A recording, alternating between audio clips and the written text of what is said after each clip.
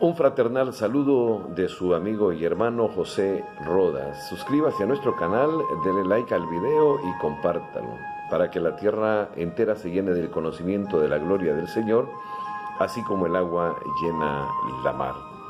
En esta ocasión quiero compartir el tema la presencia de Dios y encontramos el texto en Primera de Reyes 17, 1 al 7, que nos dice de la siguiente manera. Entonces Elías Tisbita, que era de los moradores de Galaad, dijo a Acab: vive Jehová Dios de Israel, en cuya presencia estoy, que no habrá lluvia ni rocío en estos años, sino por mi palabra. Y vino a él palabra de Jehová diciendo: apártate de aquí y vuélvete al oriente y escóndete en el arroyo Kerit, que está frente al Jordán. Beberás del arroyo y yo he mandado a los cuervos que te den ahí de comer. Y él fue e hizo conforme a la palabra de Jehová, pues se fue y vivió junto al arroyo de Kerit, que está frente al Jordán. Y los cuervos le traían pan y carne por la mañana y pan y carne por la tarde, y bebía del arroyo. Pasados algunos días se secó el arroyo porque no había llovido sobre la tierra. Acab se convirtió en el rey del reino del norte, o Israel, y se casó fuera del pacto, violentando la ley divina con Jezabel, una princesa fenicia. Ella era ferviente seguidora de Baal, un dios pagano que se pensaba era el dios de la lluvia, el dios del clima, y que lo adoraban comúnmente los cananeos. Ambos, Acab y Jezabel, fomentaron la adoración de ídolos en el reino del norte, o Israel. El rey Acab y su esposa Jezabel establecieron la adoración de Baal por todo el reino del norte. En ese momento crucial en la historia de Judá e Israel, el profeta Elías apareció repentinamente. Él se convirtió en la fuerza espiritual dominante en Israel durante estos días oscuros de la apostasía de Acab. El nombre Elías significa Jehová es Dios. En los días cuando el gobierno de Acab oficialmente apoyaba la adoración a Baal y a otros dioses, aún el nombre de este profeta le decía la verdad. Era un testimonio viviente de que Jehová es Dios. Era un tiempo crucial en la historia de Israel. Parecía como si la adoración del verdadero Dios podría ser completamente eliminada en el reino del norte. La tierra estaba llena de sacerdotes de Baal y de las arboledas, orgullosos del favor de la corte, glorificándose en su repentina llegada al poder, insolentes, avaros, corruptos, escandalosos y envilecidos. Los fuegos de persecución fueron encendidos y comenzaban a arder con furia. Toda la tierra parecía estar en apostasía. De todos los miles de Israel, solamente 7,000 quedaban, los cuales no habían doblado sus rodillas o habían besado la mano de Baal, pero estaban paralizados con temor y se mantuvieron inmóviles, que su misma existencia no era conocida para Elías en la hora de la gran soledad.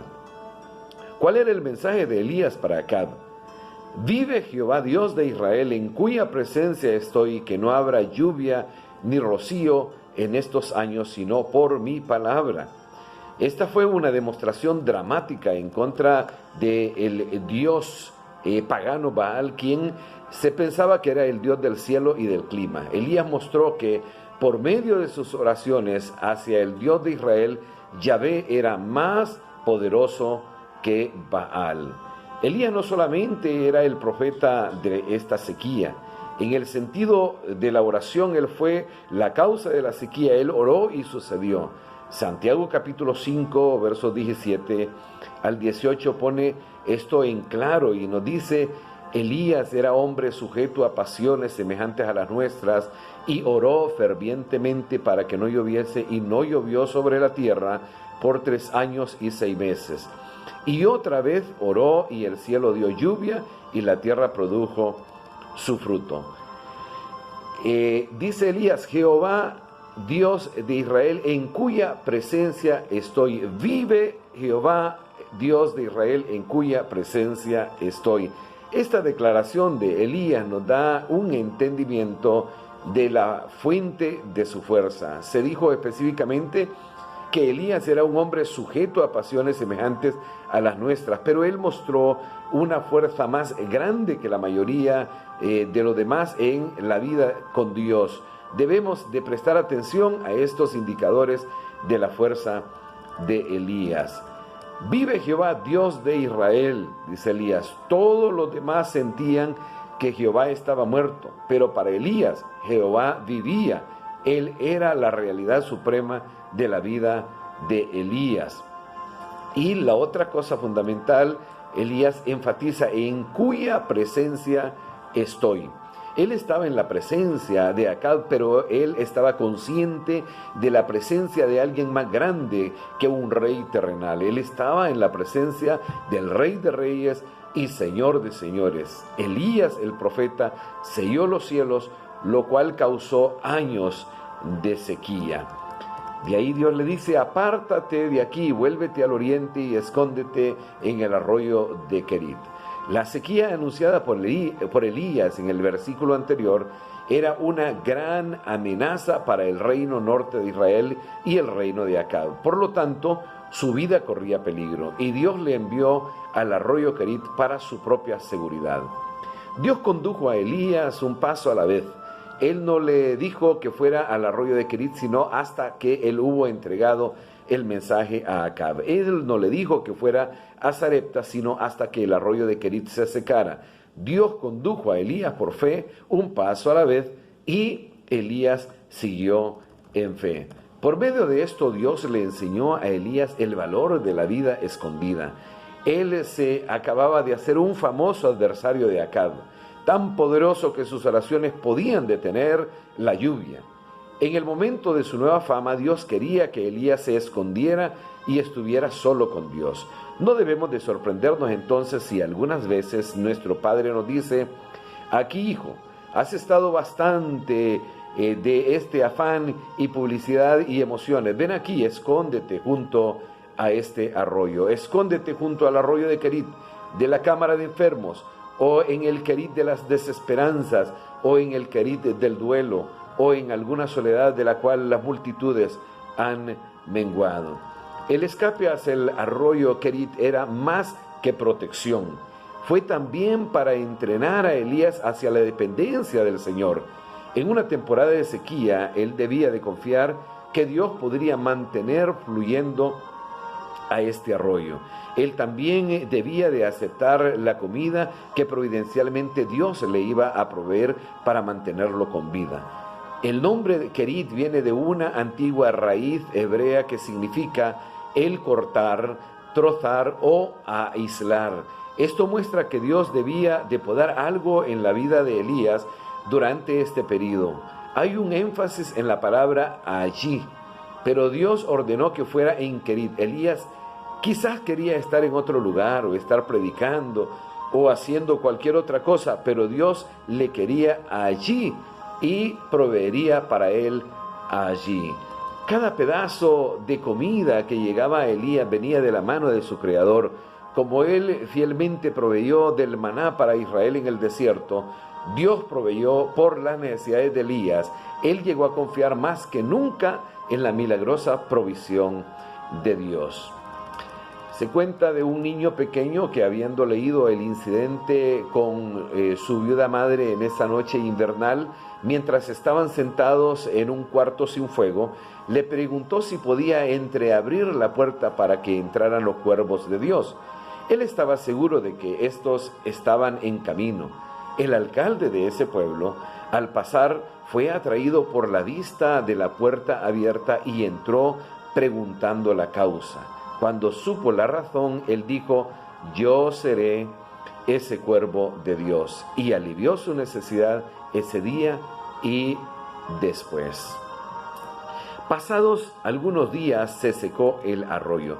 Elías observó cómo el flujo del arroyo disminuía hasta que se secó. Su fuente de agua se había ido. Es difícil el estar junto a un arroyo que se seca, cuanto más difícil el enfrentar a los profetas de Baal en el monte Carmelo.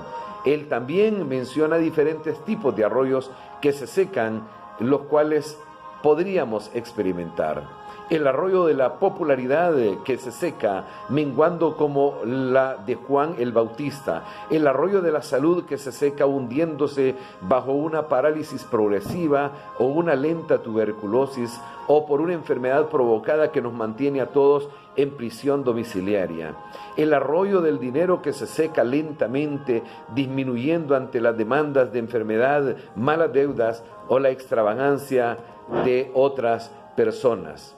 El arroyo de la amistad que se seca, que por mucho ha estado disminuyendo y pronto amenaza con cesar. ¿Por qué deja Dios que se sequen? Él nos quiere enseñar el no confiar en sus dones, sino en Él mismo. Él quiere drenarnos de nosotros mismos, como Él drenó a los apóstoles por 10 días que esperaron antes del Pentecostés. Él quiere aflojar nuestras raíces antes de que Él nos remueva a otra esfera de servicio y educación. El poner en un contraste más fuerte el río de agua viva que nunca muere. ¿Por qué no había llovido sobre la tierra? Esta era la sequía por la cual Elías oró, ocasionada por la corrupción e idolatría de los gobernantes de su época. Él no oró para que la lluvia viniera otra vez, aún para su propia supervivencia. Él mantuvo el propósito de Dios primero, aún cuando le afectaba en la adversidad. Oremos. Dios de Elías, sé tú nuestro refugio y fortaleza. Te agradecemos por estar siempre dispuesto a ayudarnos en los momentos difíciles. Por eso no tendremos miedo, aunque la tierra sea removida y las montañas se precipiten al fondo del mar. El Señor Todopoderoso está con nosotros. Nuestro refugio es el Dios de Jacob. Amén.